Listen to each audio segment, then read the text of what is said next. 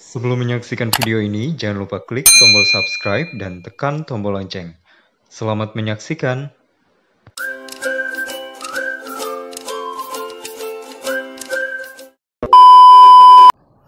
Halo, Assalamualaikum warahmatullahi wabarakatuh. Welcome back to my channel. Bagaimana kabarnya teman-teman semua? Semoga semuanya selalu dalam keadaan yang sehat ya.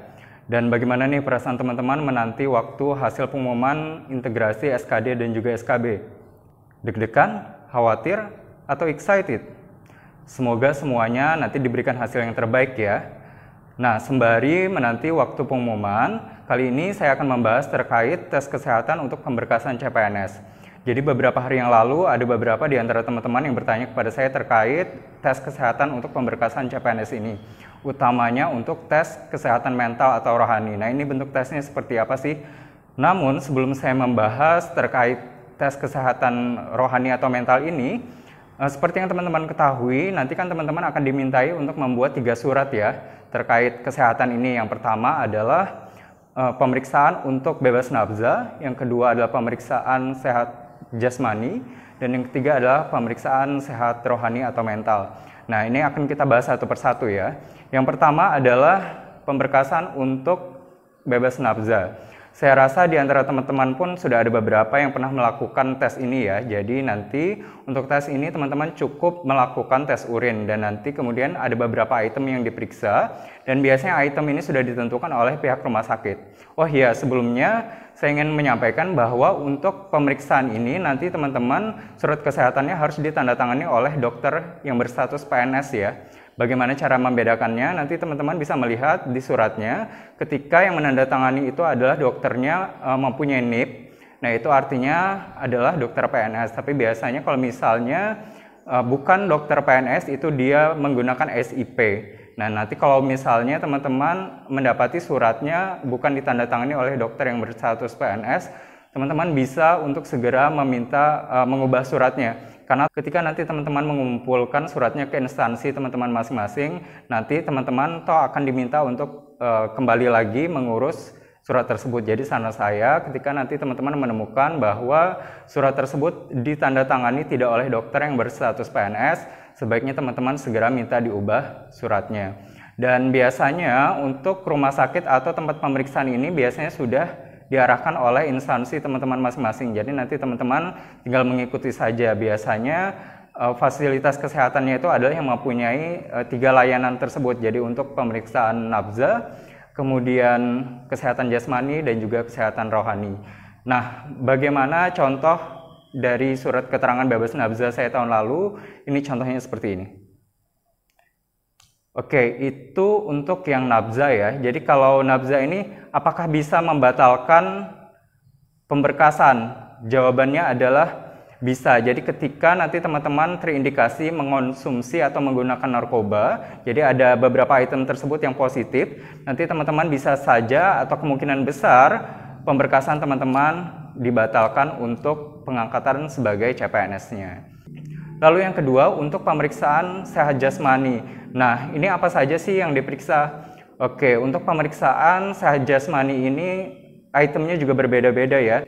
Jadi dari beberapa informasi yang saya dapatkan dari teman-teman saya, untuk pemeriksaannya ini sendiri juga berbeda-beda. Kalau dari pengalaman saya sendiri, saya hanya melakukan pemeriksaan tinggi badan, berat badan, kemudian tes buta warna, kemudian tensi. Jadi tidak detail ya. Berbeda dengan ketika saya melakukan MCU untuk pengangkatan dari CPNS ke PNS. Nah, itu MCU lengkap. Sedangkan untuk yang pengangkatan CPNS kemarin, itu saya masih secara umum saja, jadi tidak detail. Namun ada beberapa juga di antara teman-teman saya yang saya tahu di beberapa daerah lain, itu mereka melakukan MCU lengkap untuk yang CPNS-nya ini. Nah, jadi nanti teman-teman silahkan disesuaikan.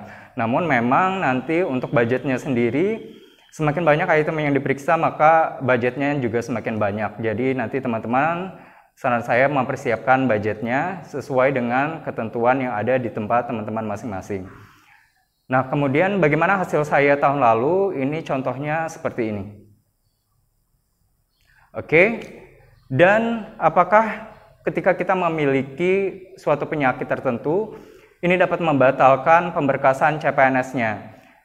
Nah, kalau ini tergantung ya. Jadi ketika teman-teman memiliki suatu penyakit dan itu memiliki resiko yang tinggi terhadap jabatan yang nanti teman-teman duduki, maka bisa jadi nanti teman-teman gugur di pemberkasan. Namun, ketika penyakit yang teman-teman miliki itu tidak memiliki resiko yang tinggi untuk jabatan yang nantinya teman-teman duduki, maka bisa jadi teman-teman nanti tetap lolos untuk pemberkasannya. Oke, itu yang kedua. Dan yang terakhir, yang ketiga, yang teman-teman tanyakan terkait tes kesehatan rohani atau mental ini seperti apa. Oke, jadi tes kesehatan rohani ini berdasarkan pengalaman saya di tahun lalu, itu ada namanya tes MMPI, yaitu Minnesota Multi-Basic Personality Inventory. Jadi ini adalah sebuah tes yang ingin melihat psikologi dari peserta tesnya. Biasanya nanti terlihat jawabannya apakah kita memang menjawab secara apa adanya, atau kita membagus-baguskan jawaban, atau justru kita terkendala dalam memahami pernyataan yang ada. Jadi nanti ada sekitar 560 pernyataan yang harus teman-teman jawab. Nanti jawabannya hanya ya atau tidak, atau setuju atau tidak setuju. Jadi ada 560 pernyataan. Dan ini nanti teman-teman bisa googling sendiri, tes MMPI ini seperti apa, sudah banyak di Google. Tips-tipsnya pun juga banyak. Dan yang saya tahu sih untuk tes ini teman-teman harus menjawab apa adanya. Jadi jangan ada kebohongan ya. Jadi disesuaikan dengan kondisi teman-teman yang ada. Kemudian nanti teman-teman juga harus menjawabnya secara cepat karena waktunya hanya 90 menit untuk menjawab 560 pernyataan tersebut. Dan teman-teman juga fisiknya dan mentalnya juga harus bagus ketika akan melakukan tes ini. Dan bagaimana bentuk hasil dari tes ini contoh saya yang tahun lalu. Lalu apakah hasil tes kesehatan mental ini bisa berpengaruh terhadap pemberkasan kita? Jawabannya iya. Jadi biasanya nanti dari dokter rumah sakit itu akan merekomendasikan kepada instansi kita apakah kita memang memiliki gangguan atau tidak. Ketika kita tidak memiliki gangguan, itu artinya kita bisa tetap lolos untuk pemberkasan. Dan saya rasa sangat jarang sekali ada CPNS yang gugur saat tes kesehatan mental ini. Jadi insya Allah mental dari mereka-mereka yang lolos untuk mengikuti CPNS ini adalah mental-mental yang baik ya.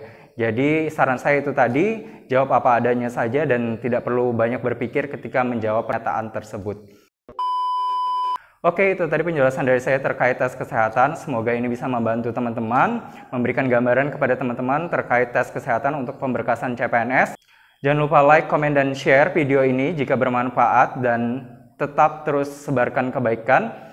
Bagi teman-teman yang belum subscribe, segera tekan tombol subscribe-nya. Saya akhiri, wassalamualaikum warahmatullahi wabarakatuh. Dadah!